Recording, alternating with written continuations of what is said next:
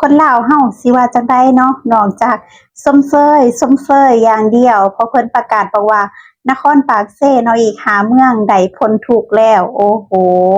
เห็นแล้วก็ดีใจนำเนาะแบบว่าประชาชนมีอยู่มีกินมีงานมีการเฮ็ดเนาะสบายดีสวัสดีค่ะพี่ๆ FC ทุกๆท่านมื้อนี้มาพบมาพอกับออนเช่นเก่าเช่นเคยเด้อค่ะทุกคนค่ะวันนี้ออนก็จะมาพูดถึงเรื่องราวประเด็นที่ว่าเนาะ นครปากเซของเฮาได้พ้นทุกข์แล้วว่าซั้นเนาะโอ้โฮอ้อนเฮ็ดน่ะถามว่าอ้อนยินดีนำบ่ก็ยินดีนำเนาะแต่ว่าจะให้หมายความว่าพ้นทุกข์ทางอันนั้นก็คือสิเป็นไปบ่ได้นะเพราะว่าในปัจจุบันนี้เนาะก็ยังมีพ่อแม่อ้ายเอื้อน้องประชาชนหลายๆคนเนาะเห็นแบบเห็นหลายคนมากๆเลยได้ที่เขามาเฮ็ดงานอยู่ในเมืองไทยบ่ว่าจะเป็นแพทย์อาสาหรือเป็นครูอาสาเนาะได้ออกจากงาน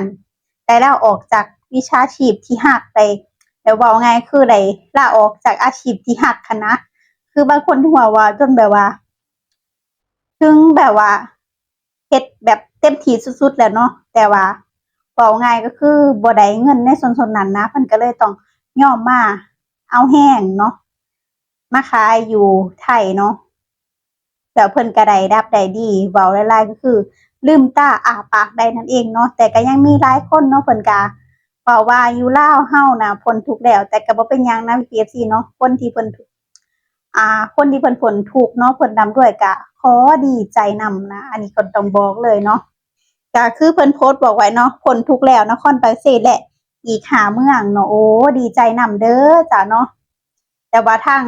ผู้ค้าทางบ้านอ้อนนี่ยังบ่พ้นทุกข์เลยเนาะเว้าง่ายคือยังบ่พ้นทุกข์พ่อแม่ประชาชนยังบ่มีรายได้ยังแบบเว้าง่ายคือยังอาศัยลูกหลานที่มาเฮ็ดงานอยู่ไทยคือเก่าคือเดิมคืออ้อนบอกหั้นแหละเนาะว่าเวลาจะลงไห้ลงนาหรืออิหยังก็แล้วแต่เนาะพ่อแม่บอกไว้เลยถึงพ่อแม่บ่บอกนะพวกลูกๆก็สิเข้าใจเลยว่าเฮ้ยก่อนจะลงนาน่ะเราก็ต้องมีเงินเนาะให้พ่อแม่เนาะให้ครอบครัวได้ลงไห้ลงนาเพราะว่าเพิ่นบ่มีหยังที่จะหานั่นเองเนาะสิเว้าว่าอยู่บ้านหาแบบเว้าง่ายก็คือหาของป่าของหยังขายก็พอแต่ได้ซื้อพริกซื้อเกลือนั่นล่ะบ่มีไผดอกที่จะมีร่ำรวยเงินเป็นล้านเป็นเว้าง่ายคือเป็นล้านเป็นร้อยล้านได้ของป่ามันบ่ได้หลายปานนั้นมันก็ต้องมีเบิดมีเหียนเบิดแหละเนาะบางคนก็โอ้ข้อยหาหน่อไม้หาเห็ดหาหยังข้อยก็ได้แล้วอยู่บ้านจ้าเนาะคนที่ได้แล้วก็ขอแบบชมเชยแล้วก็ขอดีใจนำคนที่ได้แล้วนะแต่คนที่บ่ได้ที่บ่มีเหือมีแรงหานี่ติเนาะมันเป็นจั่งใดรู้บ่มันคือเว้าง่ายคือเราบ่สามารถที่จะว่าที่จะว่าบ่ว่าคำบ่ทุกข์หั้นน่ะนะเพราะว่ามันก็ยังมีความทุกข์อยู่เนาะขนาดถนนหนทางอิหยังเนาะเราก็ยังได้ออกเงินกันใช้จ่ายเว้าง่ายคือเก็บเงินกันน่ะนะเก็บเงินกันเฮ็ดทางเป็นคอนกรีตเข้าวัดเข้าหยังเนาะทางบ้านโน้นน่ะจะเป็นจั่งซั้น แต่ถามว่าบริจาคกับคนอื่นก็แม่นบริจาคนำประชาชนหลายๆคนนี่แหละเนาะบริจาคช่วยกันช่วยเหลือผู้ละผู้ละ10,000อิหยังประมาณนี้พอสิได้ค่าปูนค่าดินค่าแห่หั้นนะเพราะว่าจะเอาเป็นทางคอนกรีตไปเลยทางเข้าวัดหั้นนะ PFC เนาะทางเข้าวัดมันจะได้อันนั้นไปเลยเพิ่นก็เก็บกันผู้ละผู้ละ10เพื่อนผู้ละผู้ละ10นี่แหละประมาณนี้แหละเนาะแล้วเนาะ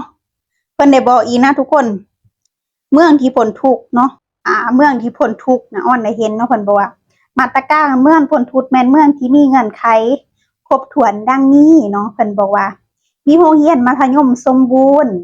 ก็คือโรงเรียนสมบูรณ์แบบนั่นแหละเนาะ2มีโรงหมอเมืองหรือเข้าถึงการบริการของโรงหมอหรือศูนย์กลางข้อที่3เนาะเทศบาลเมืองได้สมใส่ประชุม ป้าชุมชนหรือระบบประปาอันนี้ทางบ้านอ้อนยังบ่มีเทศบาลเมืองใดจัดตั้งปฏิบัติตามแผนผังอันนี้ก็ยังบ่มีเส้นทางเข้าถึงเที่ยวได้ตลอดปีและเชื่อมจอดกันทุกบ้านภายในเมืองเพิ่นว่าเนาะ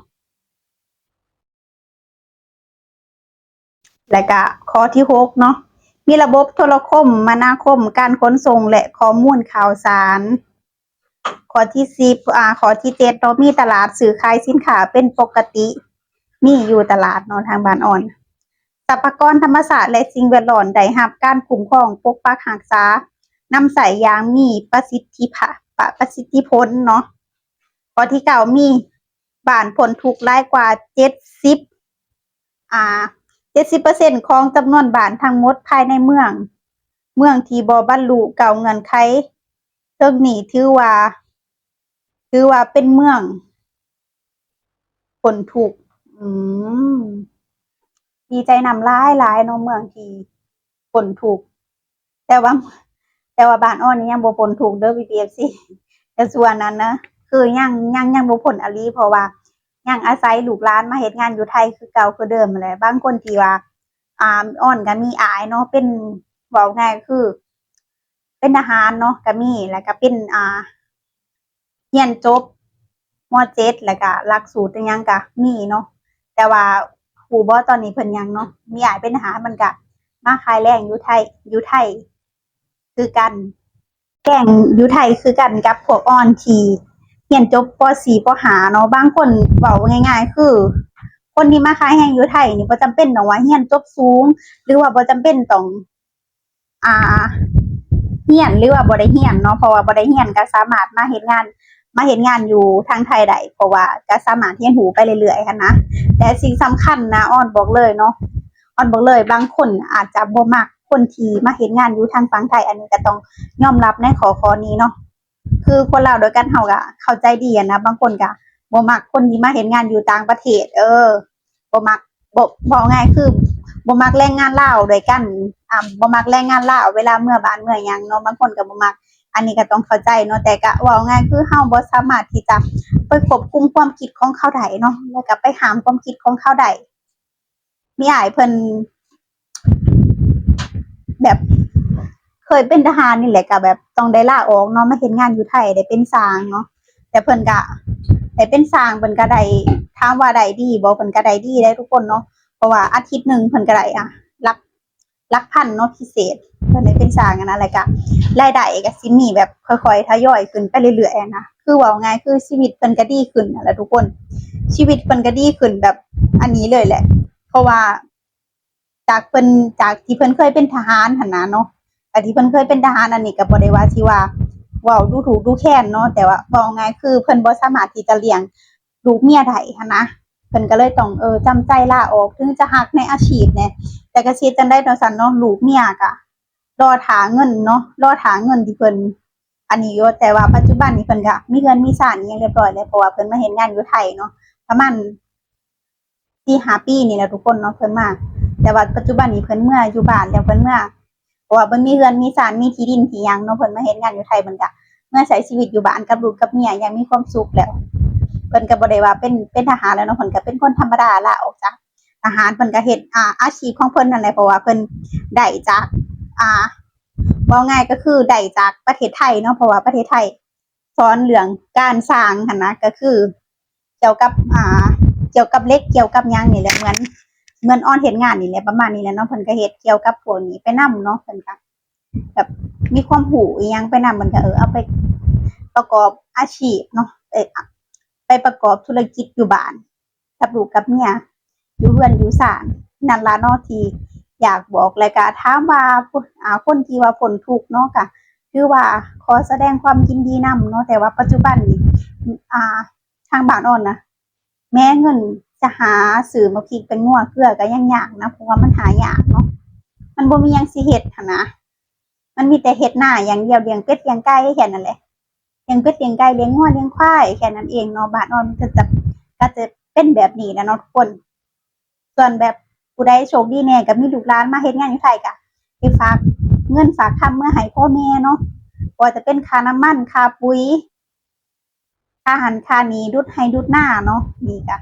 มีส่วนคือกันนั่นเองโอเคเนาะ PPFC แล้ว PPFC มีความคิดเห็นจั่งใดกันแหน่กับอ่าคลิปนี้เนาะก็อย่าลืมคอมเมนต์มาพูดคุยกับอ้อนเด้อจ้าสำหรับคลิปนี้เนาะถ้าเว้าผิดพลาดประการใด หรือบ่ถืออกถือใจผู้ใดอ้อนก็ต้องขอกราบขอโทษขออภัยหลายๆเด้อจ้ะสำหรับคลิปนี้แอดมินก็ขอตัวลาไปเพียงเท่านี้แล้วจ้าสวัสดีค่ะบ๊ายบาย